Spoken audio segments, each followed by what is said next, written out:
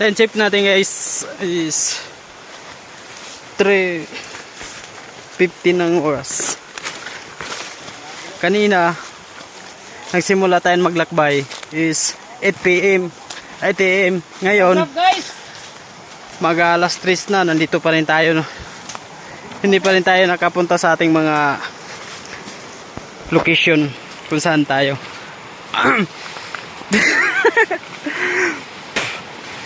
Malapit na magabi dito, lalo na dito sa bundok. Iba talaga ang klima dito.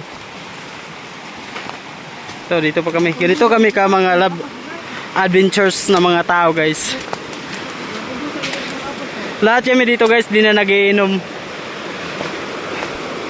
Puro mga good vibes sa kami lahat dito eh. Kaya ganito na lang gusto namin. May ahas pa oh, napatay namin. Yan. Diba? So basic lang.